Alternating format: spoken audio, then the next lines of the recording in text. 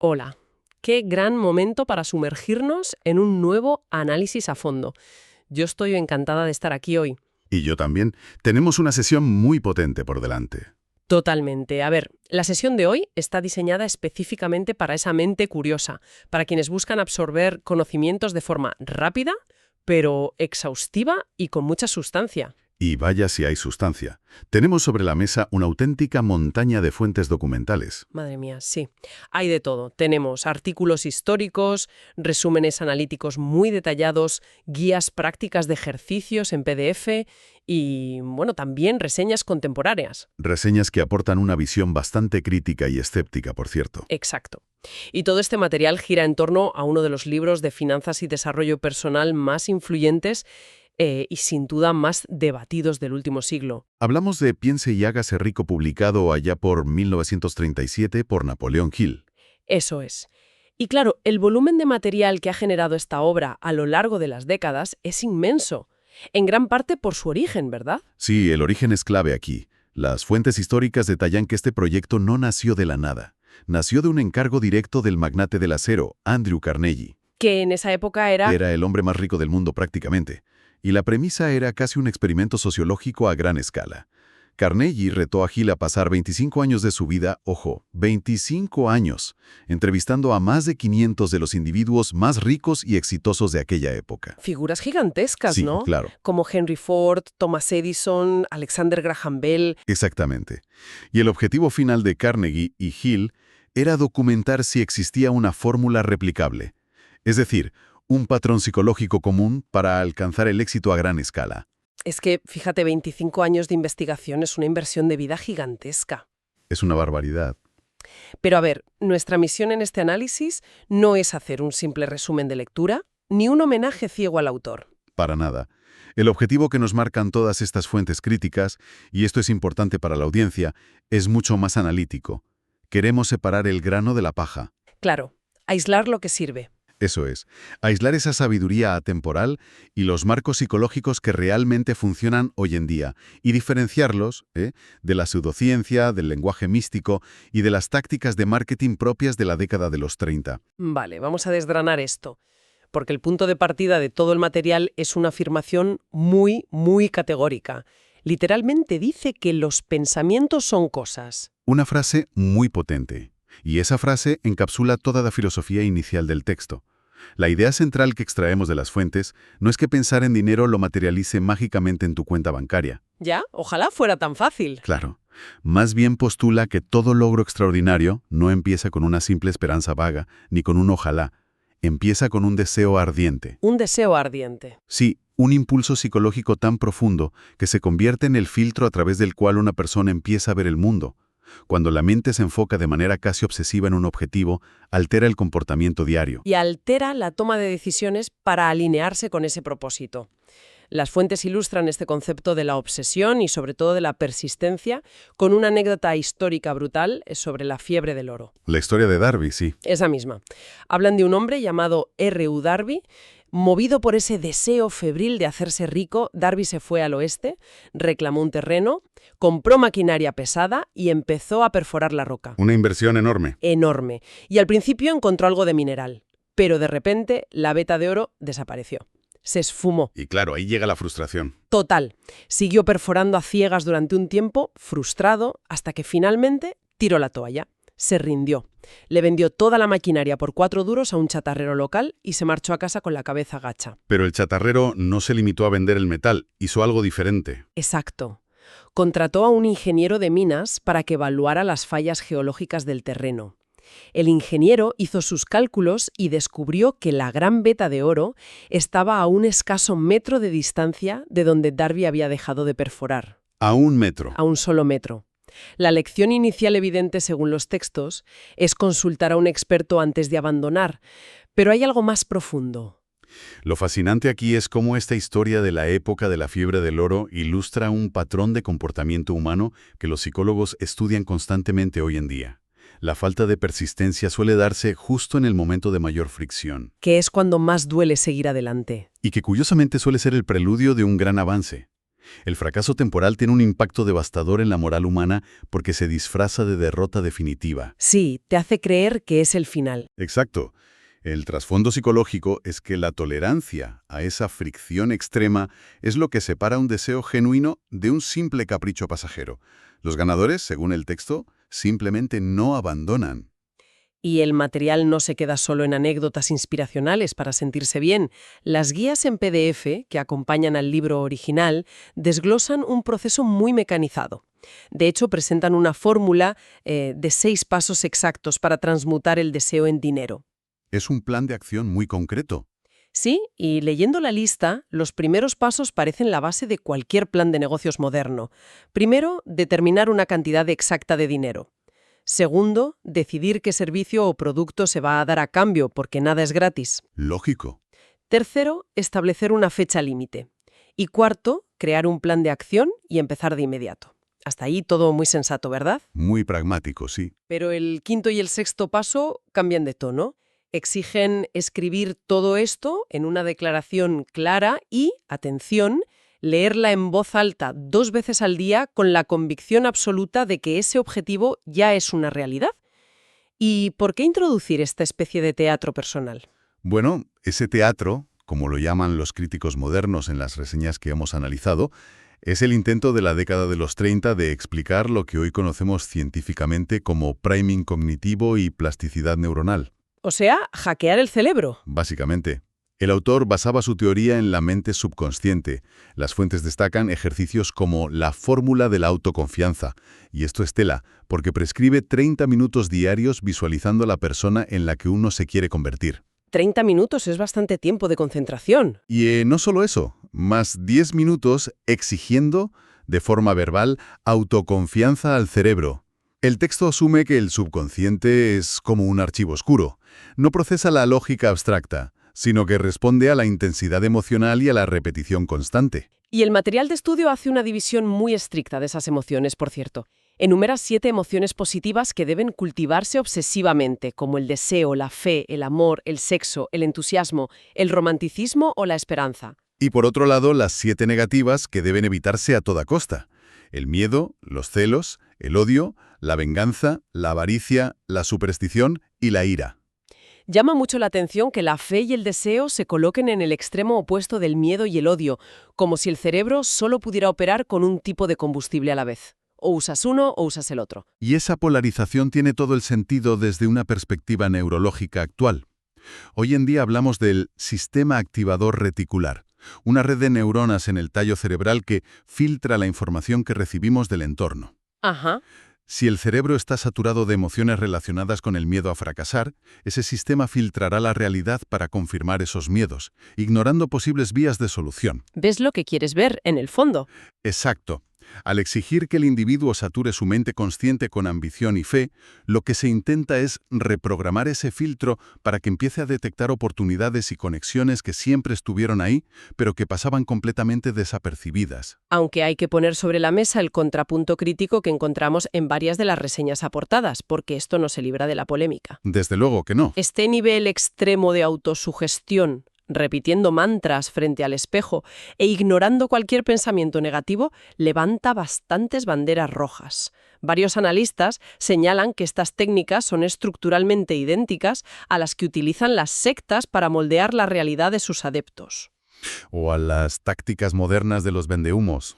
Sí, esos gurús motivacionales contemporáneos que te venden un optimismo tóxico. Cuestionan si convencerse a uno mismo de algo que aún no existe no es un peligroso ejercicio de autoengaño o un mero efecto placebo. Y las reseñas críticas aciertan en señalar el riesgo del pensamiento mágico. Repetir frente al espejo que eres millonario no va a alterar el saldo de tu cuenta bancaria. Ojalá, insisto. Ya te digo. Sin embargo, el análisis profundo revela una paradoja. Este autoengaño, si lo queremos llamar así, tiene una utilidad funcional tremenda. Para emprender proyectos de altísimo riesgo, un nivel moderado de ceguera ante las probabilidades reales de fracaso es casi un requisito previo. Tienes que estar un poco loco para lanzarte. Eso es. El efecto placebo aquí no cura una enfermedad física, pero sí inmuniza contra la parálisis por análisis. Mantiene a la persona en un estado de acción constante. Entonces, ¿qué significa todo esto? La conclusión que destilan los documentos es que, creas o no en la magia de la mente, mantener el cerebro hiperenfocado altera el comportamiento diario, y ese cambio de comportamiento es lo que genera resultados tangibles. El enfoque absoluto funciona. Funciona, pero el enfoque por sí solo no basta. Hay un bloque entero en las fuentes dedicado a demoler el concepto tradicional de la educación. Hill argumentaba que el conocimiento, por sí mismo, no es poder. Esto es fundamental. El autor hace una distinción implacable entre el conocimiento general y el conocimiento especializado. Las escuelas y universidades producen anualmente miles de personas rebosantes de conocimiento general. Enciclopedias humanas, vamos. Sí, enciclopedias humanas que rara vez alcanzan la riqueza por sí solas y que a menudo terminan trabajando para personas con mucha menos educación formal que ellos. ¡Qué ironía! La tesis de las fuentes es que el conocimiento solo se convierte en poder cuando está organizado en planes de acción definidos y dirigido hacia un fin práctico. No necesitas saber cómo funciona cada engranaje del mundo, sino saber cómo ensamblar las piezas correctas. Y para ilustrar esa diferencia, las notas biográficas incluyen una anécdota fantástica sobre Henry Ford y la creación del motor V8. Esa historia es buenísima. Sí. Ford se empeñó en desarrollar este motor, queriendo fundir los 8 cilindros en un solo bloque de metal. Reunió a sus ingenieros, que poseían todo el conocimiento técnico del mundo, y les presentó la idea. ¿Y qué le dijeron? Pues todos, sin excepción, le aseguraron que era una imposibilidad física, basándose en las leyes de la termodinámica de la época. Ford simplemente les ordenó, hacedlo de todas formas. ¿Ni se inmutó? Nada.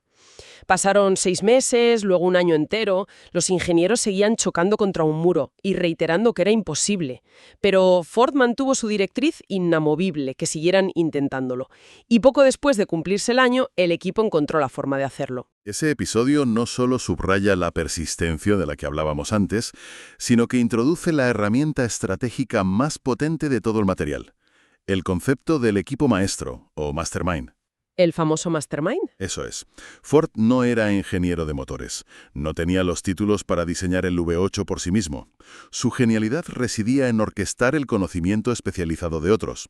El principio del equipo maestro dicta que ningún individuo tiene la experiencia suficiente para lograr un hito histórico operando en solitario.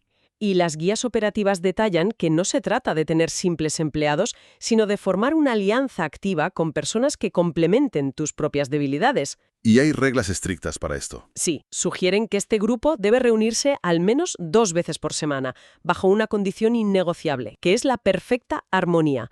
Si hay agendas ocultas o egos compitiendo, la estructura colapsa por completo. Y ese énfasis en la armonía no es casualidad. El texto argumenta que cuando 2 o más cerebros trabajan de forma verdaderamente coordinada, crean una tercera mente, invisible. Terceramente, suena un poco místico. Suena místico, sí, pero en la gestión moderna de equipos esto se estudia bajo conceptos como la inteligencia colectiva. Es ese momento de flujo en una reunión donde las ideas rebotan tan rápido que la solución final no es de una persona, sino del grupo. Vale, pero aquí es donde se pone realmente interesante. Porque si la tercera mente roza lo esotérico, los últimos capítulos del libro cruzan la línea directamente hacia lo paranormal. Aquí entramos en terreno pantanoso. Muy pantanoso. Uno de los temas que más controversia generan las reseñas actuales es el capítulo sobre la transmutación del sexo. Suena a alquimia pura. ¿Qué postulan exactamente las fuentes sobre esto? A ver, es un concepto profundamente incomprendido y muy tergiversado en redes sociales. Las fuentes explican que Hill identificó el deseo sexual como el estímulo humano más poderoso. El motor más primario. Exacto. La teoría no propone la castidad ni tiene una connotación moral. Lo que argumenta es que si en lugar de disipar toda esa energía obsesiva solo en el contacto físico, un individuo aprende a canalizar parte de ese motor biológico hacia la creatividad o el diseño de estrategias comerciales, puede convertirse en un genio. Reorientar la energía. Eso es. Sugiere que reorientar esa agresividad natural es lo que eleva a ciertos individuos por encima del resto. Ya de por sí es un tema complejo, pero el material va más allá. Se adentra en conceptos de telepatía y en algo llamado el sexto sentido.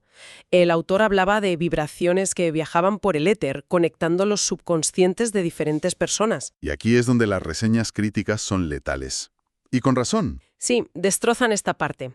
Señalan que Hill intentó legitimar estas afirmaciones citando los estudios sobre clarividencia del Dr. Rhine en la Universidad de Duke. Unos estudios que, la historia lo demostró después, Estaban totalmente amañados. Sí, problemas metodológicos masivos.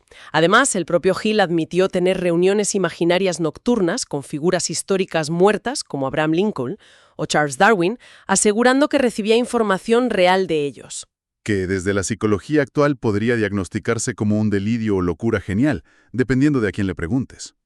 Pero antes de descartar todo esto, las fuentes introducen un contraejemplo histórico fascinante sobre la innovación. El caso de Marconi. Sí, la Anécdota de Guglielmo Marconi. Es muy reveladora. Cuando Marconi anunció a sus amigos que había descubierto cómo enviar mensajes por el aire sin cables, no le aplaudieron precisamente. No, pensaron que había perdido la cabeza. Totalmente.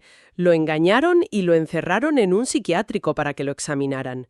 Unos años después, a esa locura el mundo entero la llamó radio. Si conectamos esto con la perspectiva general del análisis, se aclara mucho el panorama. Estamos examinando un texto escrito en los años 30. Es muy probable que el autor estuviera intentando describir procesos creativos e intuiciones reales que la ciencia aún no sabía cómo definir claramente. Le faltaba el vocabulario. Exacto. Al no tener términos modernos como el estado de flujo, tuvo que recurrir al lenguaje místico de su época, hablando de éter y vibraciones, para explicar esas corazonadas brillantes que tenemos de repente en la ducha. Es una forma muy constructiva de verlo. Rescatar la utilidad de esa creatividad subconsciente sin tener que creernos lo de la telepatía. Pero claro, esta mentalidad de éxito choca con barreras internas. El análisis final se centra en lo que las fuentes llaman los 6 fantasmas del temor. Porque toda la arquitectura del deseo se derrumba si uno de estos miedos toma el control. Los textos enumeran 6 temores básicos. La pobreza, que dice que es el peor de todos. Sin duda. La crítica, la enfermedad, la pérdida del amor, la vejez y la muerte. Y de todos ellos, destaca cómo el miedo a la crítica destruye la iniciativa. Es el que dirán. Es la anticipación ansiosa de que te van a juzgar la que frena a la gente antes siquiera de intentarlo. Y para erradicar esos fantasmas, los manuales prácticos de las fuentes proponen el inventario personal anual. Una herramienta durísima. Es un autoanálisis implacable de 28 preguntas que Hill recomienda hacer cada fin de año. Preguntas que duelen, como si has permitido que la dilación disminuya tu eficiencia. O la peor de todas. La de los servicios. Esa. Si yo hubiera sido el comprador de mis propios servicios durante el último año, ¿estaría satisfecho con mi compra o me habría despedido? Es que te obliga a una objetividad brutal. Y esto plantea una pregunta importante al revisar todo el material. ¿Cuántas veces nos saboteamos a nosotros mismos sin darnos cuenta, rindiéndonos ante fantasmas mentales y excusas protectoras? Muchísimas veces, seguro. Bueno, ha sido un recorrido intenso por una cantidad masiva de información. Para ir concluyendo y dar un resumen ejecutivo a quienes nos escuchan, más allá del vocabulario místico de la época, la fórmula es muy clara. Muy estructurada. Se resume en tener un propósito definido y ardiente, crear un plan estructurado, mantener una persistencia inquebrantable, rodearse de un equipo brillante y bloquear por completo las críticas y el miedo. Una síntesis perfecta. Y para cerrar con una reflexión provocadora, basándonos en el material analizado, queda esta idea en el aire. Si este marco teórico demuestra que el éxito depende casi por completo de convencernos a nosotros mismos de que es posible, hasta el punto del autoengaño o la autosugestión extrema, ¿Sí? ¿significa esto que nuestro mayor obstáculo para alcanzar metas excepcionales no es la falta de recursos, sino nuestro aterrador apego a ser siempre realistas? Menudo planteamiento para cerrar. Desafía por completo esa prudencia que nos enseñan desde pequeños. Da para pensar muchísimo. Bueno, nos despedimos aquí con un saludo muy afectuoso.